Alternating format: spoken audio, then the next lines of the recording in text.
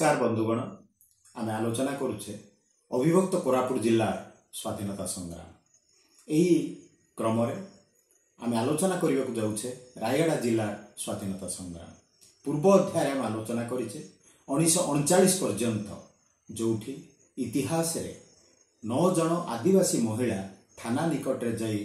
थाना को घेराव कर आम आज्ञा को छाड़ दिए बोली कही इतिहास एक स्मरणीय अध्याय। तापर 1939 मसीह जितेबाला व्यक्तिगत सत्याग्रह आरंभ है से समय रायगढ़ अंचल आउ एक स्मरणीय घटना घटिला ताहा होची मु आपण मानकु सूचई देछि जे एई अंचल को गोपबंधु माननीय गोपबंधु चौधरी परामर्श क्रमे श्री विश्वनाथ पट्टनायक आसिले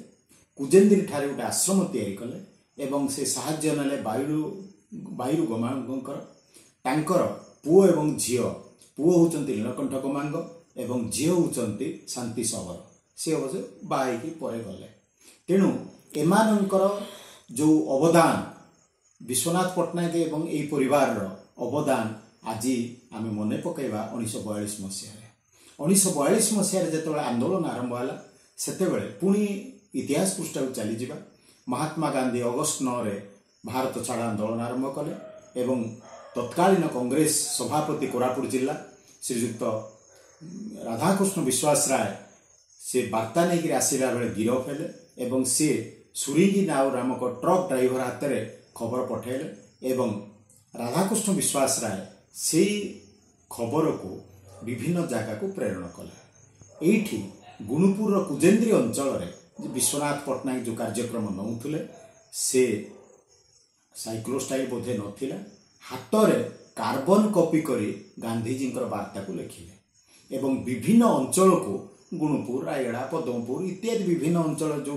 स्वाधीनता संग्रामी माने अछंती सेमानक पाखु पठेदेले जेतेबेले पठेले यही कार्यक्रम जोरदार आरंभ है। गुणुपुर अंचल रे आउ एक स्मरणीय घटना जोटा आपण मानकु कहबाक चाहूतली ताहा हैला शांति सबर एवं नीलकंठ गमांग एमाने निज अंचल निज गाँव रे निज अंचल भितर से माने कहले जे महात्मा गांधी जो प्रेरणा अच्छे आमे जातीय पताका को धरी शोभा यात्रा करवा एवं से माने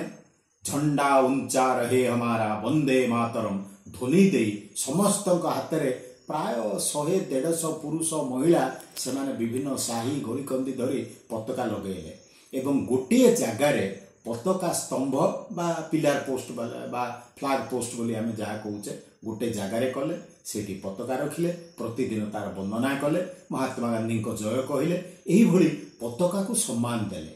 यही खबरटा तत्कालीन कोरापुट जिलापाल जेहेतु से विभक्त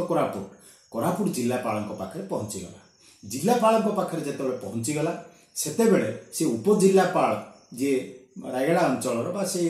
अंचल तांको निर्देश देले तमे जाई तदंत कर कौन होईछि उपजिलापाल आसी तदंत कले जे सत कथा से माने एई जातीय पताका को सम्मान दउचंती एवं समस्ते मिसी वंदे मातरम कहउचंती शोभा यात्रा जाउचंती इत्यादि। तापरे जिलापाल महोदय रागी गले से कौन कले निजर गाड़ी रे रायगढ़ पर्यंत आसिले तापरे गुणुपुर कुजेंद्री कुहा जाए से घोड़ारे आसिले एई जो किछि अंचल जो कुजेंद्री साही गली कंदी से घोड़ा भी जाई पारला एते गहली थिला एवं सेठी से चाली चाली गले ब्रिटिश ऑफिसर से हालिया हो गले बा क्लांत हो गले एवं से देखिले एमाने किछि हिंसात्मक मार्ग करूना प्राय 100-200 विशेषकर महिला से माने कौन करुचंती जे केवल वंदे मातरम कहउचंती पताकाटा को पूजा करुचंती। तापर से जेहेतु घोड़ारे आसिले गाड़ी रे आसिले चाली चाली गले क्लांत हो जाइतिले गोटे स्कूल रे जाके विश्राम नेले एवं तापर ताकर चिंताधारा कौन हैला के जाने कहले ठीक अछि एमान जहा करुचंती किछि हिंसात्मक नुहे भल नुहे एवं से माने कौन कले चली गले एवं एठू देखागला जे गुणुपुर से अंचल शांति सबर कहतु नीलकंठ गमांग कहतु एवं जो माने एठी आंदोलन करुले से माने केते देशप्रेमी जो माने जातीय पताका को तिरंगा पताका को सम्मान दौले। तापर आ गोटे घटना ये तो अगस्ट मास से माने कहले खाली कुजेंद्री काम कले हेबने से नीलकंठ गमांग एवं नेतृत्व नहीं विश्वनाथ पट्टनायक यही जो शांति सबर ଅନ୍ୟମାନେ ଶହ ଶହ ଲୋକ ଗୁଣୁପୁର ଅଞ୍ଚଳକୁ ଯିବା ପାଇଁ ଚାହିଁଲେ ଏବଂ ଗୁଣୁପୁର ଅଞ୍ଚଳ ଯିବା ପାଇଁ ଚାହିଁଲେ ଅଗଷ୍ଟ ମାସରେ ବଂଶଧାରା ନଦୀରେ ବନ୍ୟା ଆସିଥାଏ ବା ପାଣି ଭର୍ତ୍ତି ବା ପୁରା ହେଇଯାଇଥାଏ। ଏମାନେ ଡଙ୍ଗାରେ ଗଲେ, ବଡ଼ କଷ୍ଟରେ ପହଞ୍ଚିଲେ ଗୁଣୁପୁରରେ ଏବଂ ସେମାନେ ଚାରିଆଡ଼େ ପ୍ରତିବାଦ କଲେ, ବିକ୍ଷୋଭ କଲେ, ଲୋକମାନଙ୍କ ଆଗରେ ଦାବି ଜଣାଇଲେ, ଯାହାଦ୍ୱାରା କି ପୋଲିସ ଏଇ ନେତୃବର୍ଗଙ୍କୁ ଆପଣଙ୍କର କାନ୍ତାରାଉ କୁହନ୍ତୁ, ସେ ପାଣିଗ୍ରାହୀ କୁହନ୍ତୁ ବା ନୀଳକଣ୍ଠ ଗମାଙ୍ଗ କୁହନ୍ତୁ କିମ୍ବା ଏଇ